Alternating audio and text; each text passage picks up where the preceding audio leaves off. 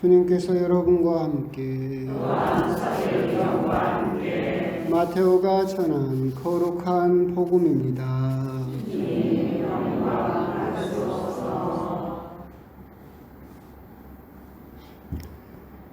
그때 예수님께서 제자들에게 말씀하셨다. 너의 형제가 너에게 죄를 짓거든 가서 단둘이 만나 그를 타일러라. 그가 너의 말을 들으면 내가 그 형제를 얻은 것이다. 그러나 그가 너의 말을 듣지 않거든 한 사람이나 두 사람을 더 데리고 가거라. 모든 일을 둘이나 세 증인의 말로 확정지어야 하기 때문이다. 그가 그들의 말을 들으려고 하지 않거든 교회에 알려라. 교회의 말도 들으려고 하지 않거든 그를 다른 민족 사람이나 세리처럼 여겨라. 내가 진실로 너희에게 말한다. 너희가 무엇이든지 땅에서 매면 하늘에서도 매일 것이고 너희가 무엇이든지 땅에서 풀면 하늘에서도 풀릴 것이다. 내가 또 진실로 너희에게 말한다. 너희 가운데 두 사람이 이 땅에서 마음을 모아 무엇이든 청하면 하늘에 계신 내 아버지께서 이루어 주실 것이다. 두 사람이나 세 사람이라도 내 이름으로 모인 곳에는 나도 함께 있기 때문이다. 주님의 말씀입니다.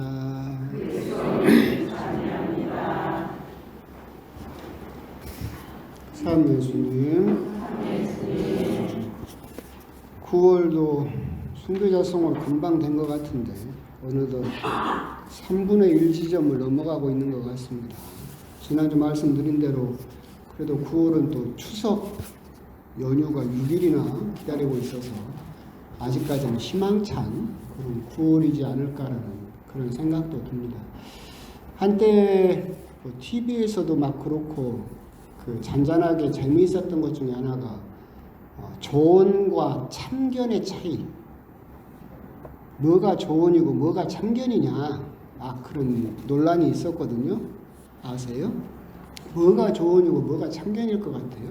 어디선까지가 참견이고 어디선까지가 조언일까? 여러 가지 답이 있어요. 근데 정답은 저도 아직도 모르고 있고 어떤 사람은 대답하기를 물어봤는데 말해주면 조언이고 안 물어봤는데 말해주면 참견이다. 뭐 그렇게 말하기도 하는데 그것도 아닌 것 같아요. 부모님 같은 경우는 자녀가 안 물어봐도 조언을 해주니까. 법륜스님 같은 경우는 뭐라고 답을 했느냐면 내가 말을 했는데 그 사람이 들어주면 기분 좋고 안 들어주면 기분 나쁘다. 그건 참견이다.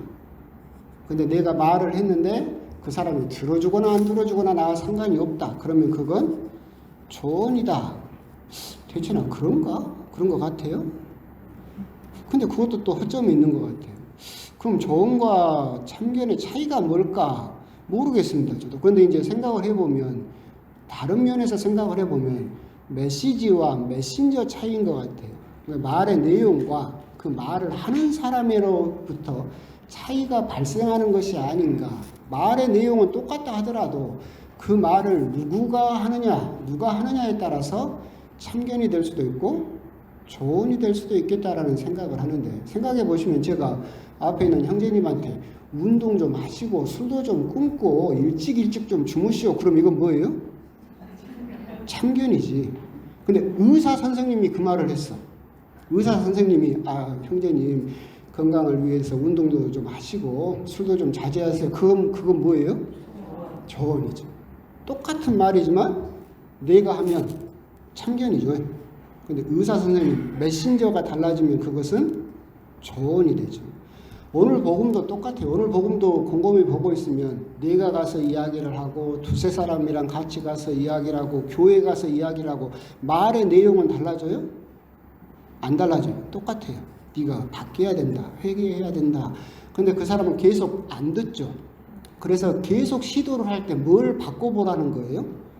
메신저를 바꿔봐라. 전달하는 사람을 더욱더 어떻게 보면 권위가 있는 그리고 그런 존재로 바꿔와서 그 말도 듣지 않거든 그렇게 세리나 죄인 취급을 하여라 이제 그렇게 말씀을 하고 계신 거죠.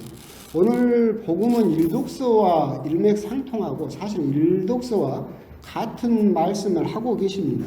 일독서에서 뭐라고, 에제키엘 예언서에서 뭐라고 하고 있느냐면, 악인이 죄를 지었을 때 네가 그 악인에게 악한 길을 버리도록 경고하는 말을 하지 않으면, 그 사람이 죄를 지었는데도 보고도 모른 척하고 말을 하지 않으면 악인은 그 죄 때문에 죽겠지만 너도 말을 하지 않은 벌을 받을 거다. 근데 악인에게 너 잘못 살고 있다고 말을 했는데 그래도 악인은 바꾸지 않았다. 그럼 악인은 그 죄 때문에 똑같이 벌을 받겠지만 너는 그 벌을 면한다. 그 사람이 변하든 변하지 않든 그 사람의 잘못된 모습을 봤을 때 너는 거기에 대해서 이야기를 해야 된다라고 하는 것이 오늘 복음과의 연결성이죠. 오늘 복음을 보게 되면 그러면서 여러분들 또 이런 생각이 들 거예요. 아니, 예수님께서 베드로 사도에게 형제가 저에게 죄를 지면 몇 번 용서하면 됩니까? 7번 용서하면 됩니까? 라고 했을 때 예수님께서는 7번뿐이 아니라 77번까지라도 용서하여라. 끝도 없이 계속해서 용서하기를 요구하셨는데, 그러면 그 내용과 오늘 복음 내용이 다르죠. 그죠? 그럼 그 차이를 어떻게 이해해야 될까? 앞부분에서 77번까지라도 용서하여라 라고 하는 것은 개인적인 용서죠. 그죠? 그러니까 어떤 사람이 생각을 해보면 또 그게 꼭 악은 아니에요. 그죠? 나의 서운함 때문에 그 사람에게 상처를 받을 수도 있고, 하여튼 그런 걸로 인해서 상처를 받으면 77번까지라도 용서하여라. 그 용서의 핵심은 뭐라겠어요? 누구를 위해서 해라? 너 자신을 위해서 해라. 그런 앙심을 품고 미움을 품고 살지 말고 그 지옥 속에서 살지 말고 거기에서 벗어나라. 그리고 77번 끝도 없이 용서하라고 하신 것은 생각을 해보면 그 사람이 나한테 77번 뭐 잘못할 일이 있어요?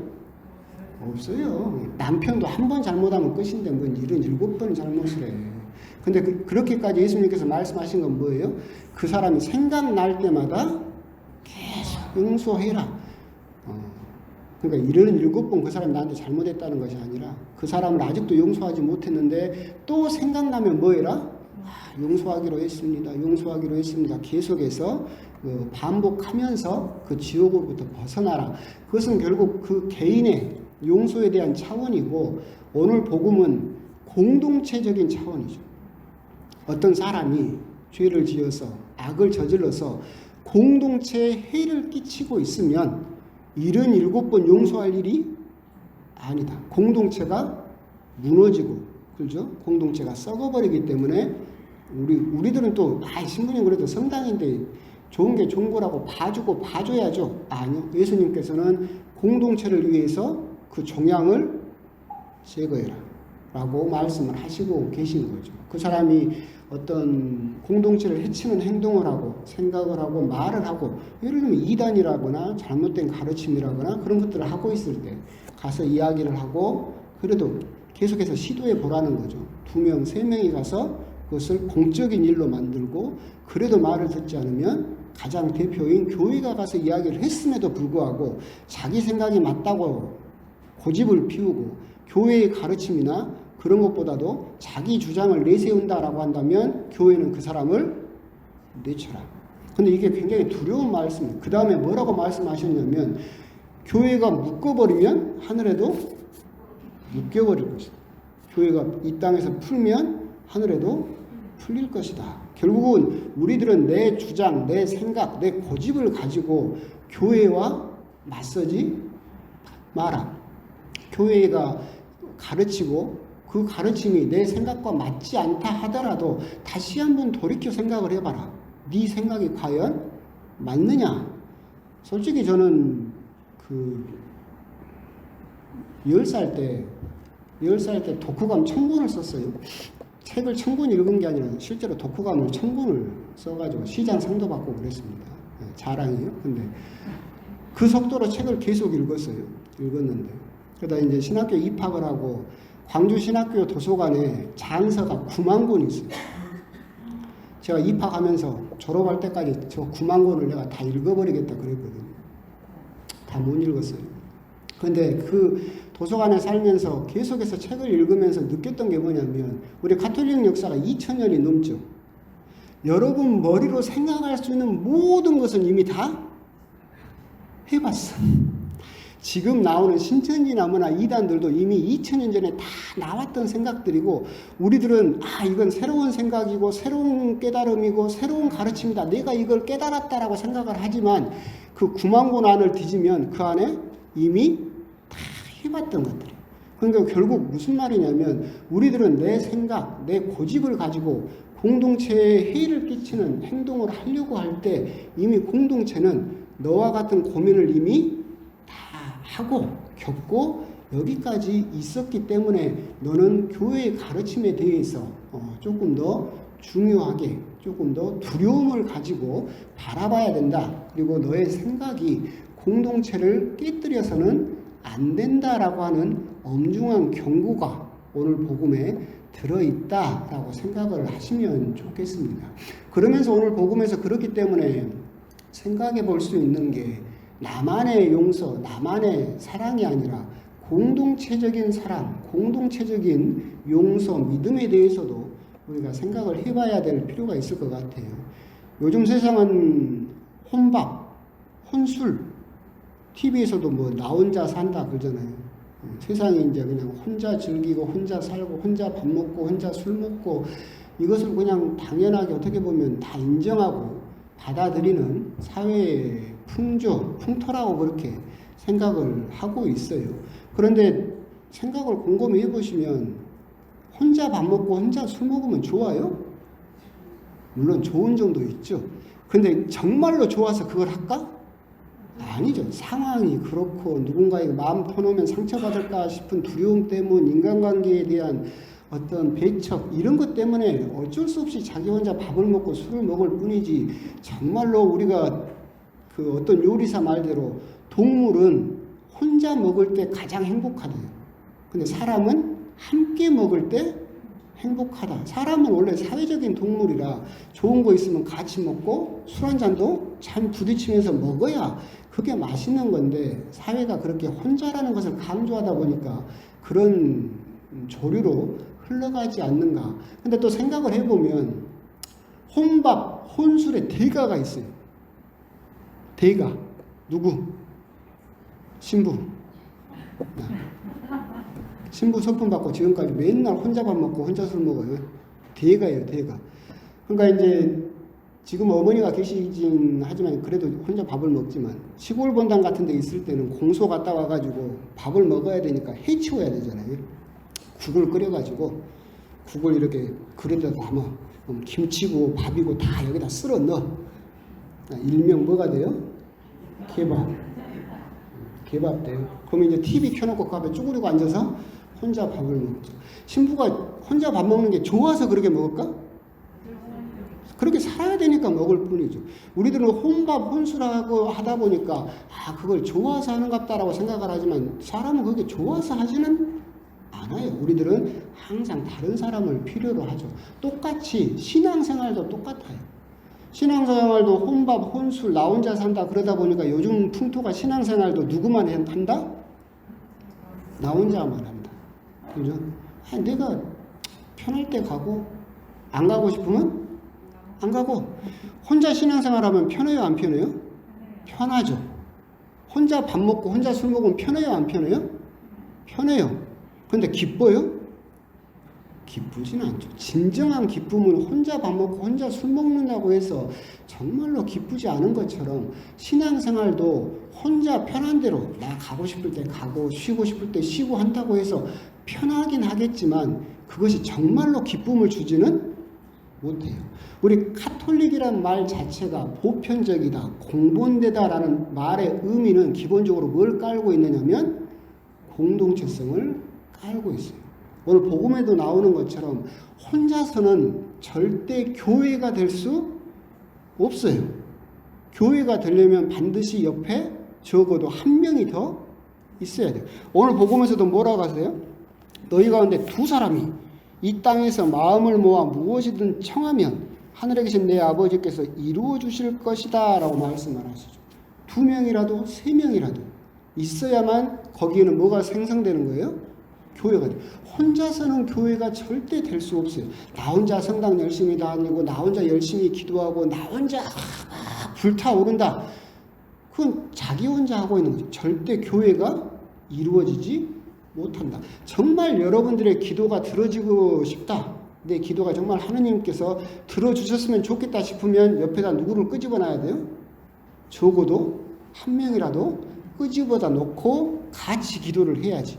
그래야 교회가 이루어지고 그 기도가 들어진다라고 하는 거죠. 오늘 복음을 통해서 우리가 공동체성에 대해서 한번 곰곰이 생각을 해볼 필요가 있어요.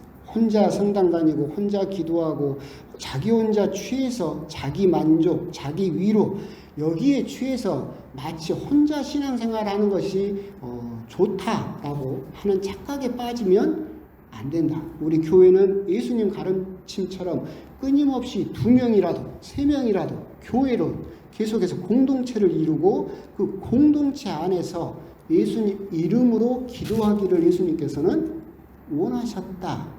그러니까 솔직히 말하면 그러잖아요. 우리 어머니들이 내 자녀가 잘 됐으면 좋겠어요. 그래서 맨날 성당 나와서 기도하고 꼴방 들어가서 기도하잖아. 근데 그 기도가 정말 잘 들어지려면 어떻게 해야 되겠어요? 남편을 끄집어다 놓고 옆에다 앉혀놓고 같이 기도를 적어도 해야지. 그래야 그 기도가 교회가 되고 교회가 바치는 공적인 기도가 될 수 있다라고 하는 거죠. 그래서 오늘 복음은 결국은 어떤 용서라는 측면에서 접근했을 때 공동체를 해치는 사람에 대한 교회의 대응은 어떻게 보면 야박하지만 어쩔 때는 냉철해야 된다라고 하는 것을 예수님께서 가르쳐 주시면서 동시에 우리에게 말씀하고 계시는 것은 그렇게 공동체를 이루어서 기도를 해야만 그 기도가 하느님께서 참으로 기뻐하시는 공동체, 기도가 될 수 있다. 그리고 그렇게 생성된 공동체를 감히 깨려고 하지 마라라고 하는 점, 그런 점에 대해서 이야기를 하고 계신다라고 생각을 하시고 오늘 복음을 통해서 여러분들이 한번 곰곰이 생각해 보실 거. 나 혼자 신앙생활하고 그냥 내 편한 대로 나 혼자 혼술, 혼밥 또는 혼신앙 이것을 그냥 내가 편하다고 해서 그렇게 그냥 편한 대로 거기에 취해 있는 것은 아닌가. 나는 2명이라도 3명이라도 끊임없이 교회를 이루려는 그런 신앙생활을 하고 있는가. 그런 부분에 대해서 한번 곰곰이 또 묵상을 해 보셨으면 좋겠습니다. 아멘.